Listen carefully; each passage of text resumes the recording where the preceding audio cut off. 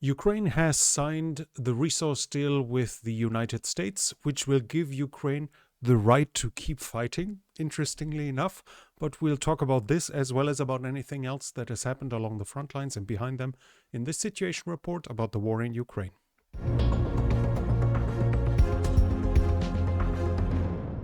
Surfshark VPN is sponsoring this channel for this month. If you want to bypass geo-blocking or hide your internet activity all with a convenient app, then use Surfshark VPN for just $2.09 a month by using my link. You get 4 months extra as well. Thank you, Surfshark, for sponsoring this channel. Ukraine has struck oil and gas infrastructure in Ryazan and in Tula. That was Ukrainian strikes on Russian infrastructure. The Russians have struck Ukraine over the past few days again with very big attacks with drones. One was with 185 and the other one was with 213 drones, including some cruise missiles.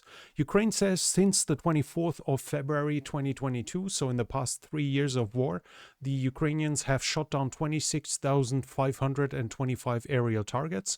That's 350 planes, according to them, 331 helicopters, 40 Kinzhal air-launched ballistic missiles, 95 Iskander ballistic missiles, 550 Caliber, that's the cruise missile, 95 Iskander K cruise missiles, 1,801 KH-101 or KH-55 cruise missiles air-launched, as well as 460 KH-59 or 69 cruise missiles also air-launched. They also shot down 25 other missiles, as well as 14,285 Shahid, as well as 6,900 reconnaissance drones. Obviously, those are Ukrainian numbers, which are far from being proven individually with all the details, so we know that the planes, the helicopters, the drones have been shot down, but this can be taken as more or less an upper ceiling of what Russian losses might have been. We'll switch to the developments along the front line, and we start off with Kursk, and here we have 2 changes that can be observed, that have been observed over the past few days. First, the Russians have now advanced to the east of Sverdlikovo, where they recently probably have taken the town. Now they have entered the western part of Lebedevka, indicating that they not only have taken Sverdlikovo, but that by now they are also advancing in this direction here, more or less. They also have now, after months of fighting, taken Pogrebki. A video has shown them, as you can see down here, has shown them raising the Russian flag over the center of Pogrebki, indicating that at least a big part of Pogrebki is now finally back in Russian hands. The Russians have fought for Pogrebki for several months now. But that was it from the Kursk region. Other than that, I cannot confirm any change in territory. We switch to Kharkiv, and here it's the same. No change in territory as usually. Fighting continues, obviously, but as from what I've seen, I cannot confirm anything having changed. We go to the Eastern Front, and here it's the same. I cannot confirm that anything has changed. There might have been some advance south of Terny, but so far I haven't fully been able to confirm it. So as of now, nothing has changed north of the Seversky Donetsk. South of the Seversky Donetsk, we have nothing until we reach Chasiv Yar. And in Chasiv Yar, we do have some changes. First of all, we have the Russians reaching those high rises here directly southwest of the factory. That's in this position here. Here.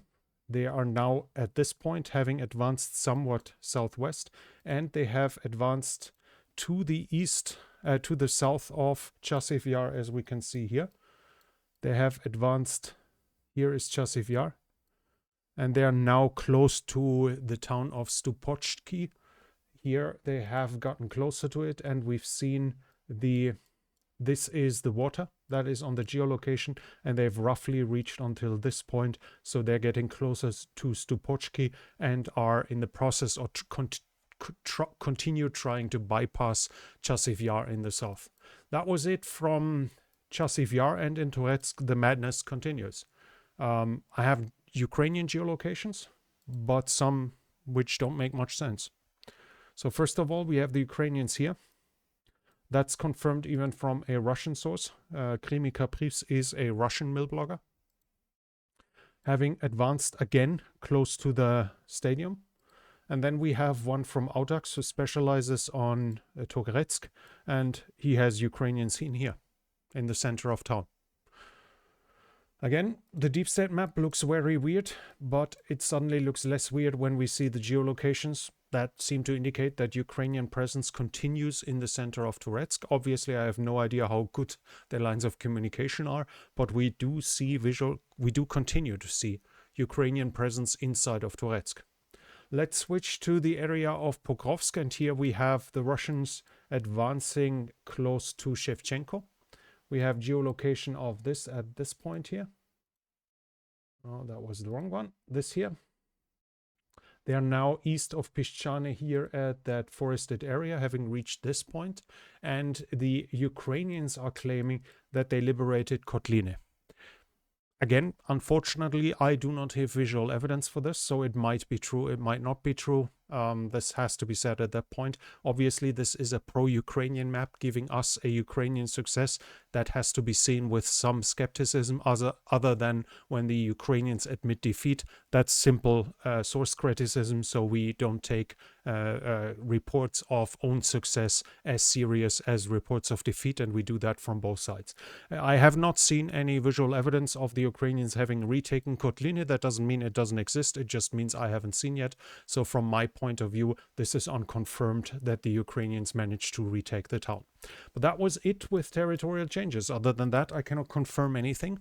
All the geolocations I've found are inside of areas that are already attributed to the site that shows presence in the geolocation. So we go to the overall situation. Russia has lost in this war likely over 10,000 armored vehicles in the 3 years of full-scale war. The Ukrainians say that they destroyed more than 10,000 tanks, more than 21,000 armored vehicles, so IFVs and APCs, more than 23,000 pieces of artillery. That should include mortars, though. The IISS is saying 14,000 MBTs, IFVs, and APCs, so significantly less, actually.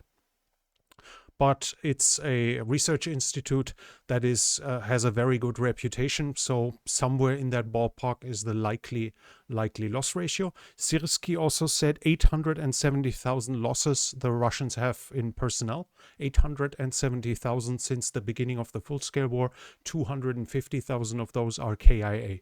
Medusa and Mediasona, Russian opposition media, estimate, according to the data they collect, they have now confirmed over 100,000 Russian KIA. Those are identified by name. So this is the lowest bar that is possible because they actually do know the 100,000 that are dead. They estimate 160 to 165 KIA. That's 1,000, obviously. That's what the Russian opposition media thinks. The Russians are still, the public is still supporting the war, though. So at least in this regard, Putin doesn't have to finish the war right away because his public is still behind him well enough. Then we go to developments behind the front line.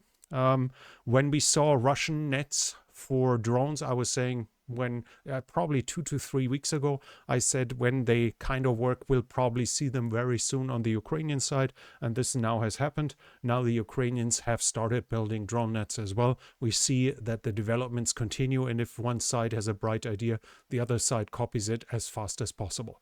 Then we have interesting news from inside Russia. Samara, the oblast, is reducing its one-time payments for recruits from 3.6 to 2.1 million rubles. Now, of course, we can now speculate. Maybe they suddenly have enough recruits so they don't need to pay that much anymore. Or maybe they raised it too high in the past and now they are running into financial trouble. That's pure guesswork in the end. But we just need to acknowledge that the first oblast has significantly reduced the amount of payments, more than 1/3 actually. That's a sizable sum where the signing bonus has been reduced inside of Russia.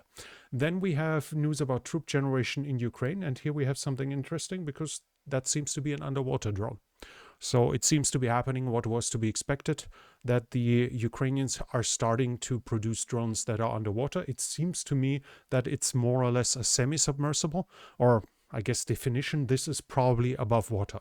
for communication, because this is one of the issues. If something is underwater, it basically has to be autonomous, or it needs a cable connection to the surface to either be directly steered from there or to then have satellite or radio communication, as water is not really friendly towards radio signals for control of a drone like this. This seems to be that this is the way. They have a small like sail that is above the surface for communication. The rest is underwater.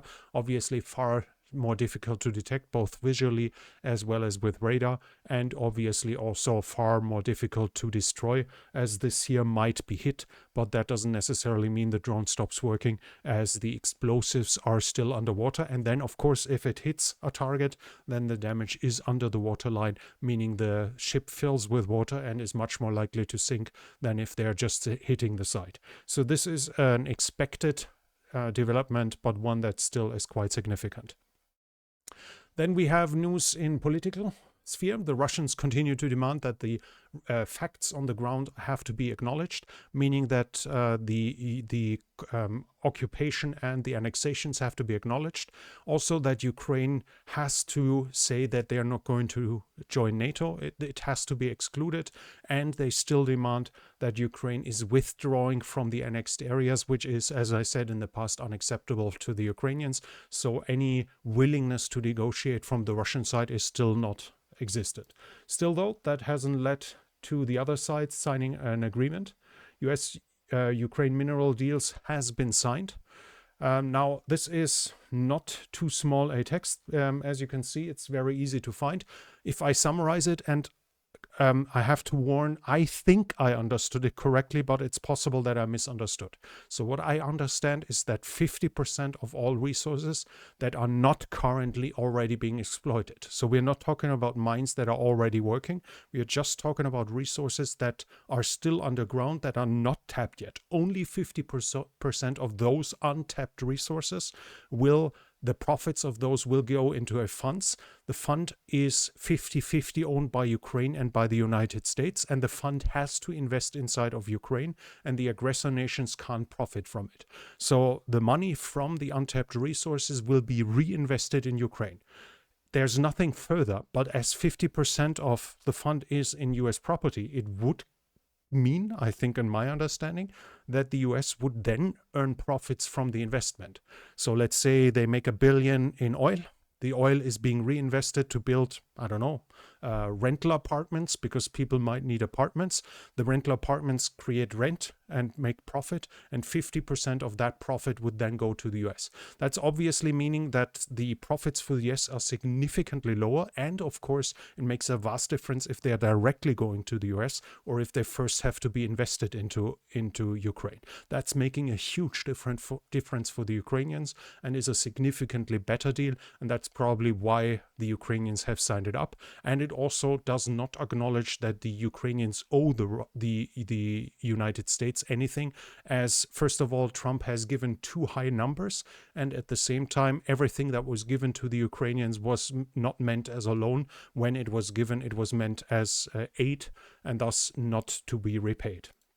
Still though, Trump is talking about what it means, $350, military equipment, and the right to fight on. So does that mean he's going to send more weapons? Does that mean they have paid off the weapons that they already received, according to him? I mean, not that Ukraine needs the right to continue fighting and the right given to them by the United States president, but it leaves more questions to me than answers. We'll have to see if he's actually going to intend to send them more weapons after the current deliveries are done. I guess we'll have to see about this. Interesting is, though, that the Russians are also offering a resource deal, and they're offering a resource deal for the Ukrainian territory that they seized. I do not see that the Ukrainians, that the United States are going to sign this yet, but we'll have to see. Then news from Romania. Georgescu, the candidate who had the leading vote share in the first round of the presidential election, that was then declared null and void by the Supreme Court, was arrested. They found lots of weapons in his house, including grenade launchers and hand grenades, as well as huge amounts of weapons and of money. We have the pictures here, and I did while it talks about millions of money, if we look at it here, this should be $100 bills and that should be 10,000 each. So when we go through it, it's probably 5 to 600K, because that seems to be a 10 stack. So we have 4 10 stacks here and smaller stacks, so probably $500,000 to $600,000. Still probably a lot, and usually an unusual way to store it at your home. There are also claims that he had a ticket to Moscow. That I have no idea. I haven't seen it on the pictures there, so we need to be somewhat careful there. But again, they found a lot of cash on him and weapons that are supposedly at least illegal.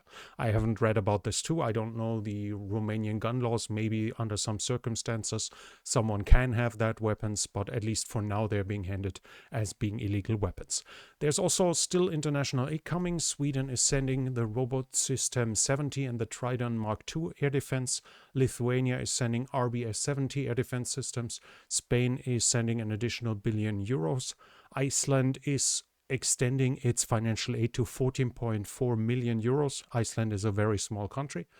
Germany will this year train 10,000 Ukrainian soldiers, deliver 370,000 155mm shells, and Germany is going to deliver 6 RCH 155. That's the wheeled artillery piece that can even shoot while driving, and is thus, according to what I think it's the best artillery system in the world right now. Ukraine will receive 6 further this year. But that was it from me for today. If you enjoyed this situation report, please give it a thumbs up. It helps with the algorithm. Leave a comment if you have anything to add to the resource deal. I'm pretty sure a lot of you do. And if you're new here, I would like to invite you to subscribe to the channel and hit the bell icon so you don't miss future videos. This channel is only possible because of the support of viewers like you. If you like to support the channel, you can do so by the means in the description. But that's it from me for now. Thank you for watching, and I'll be back.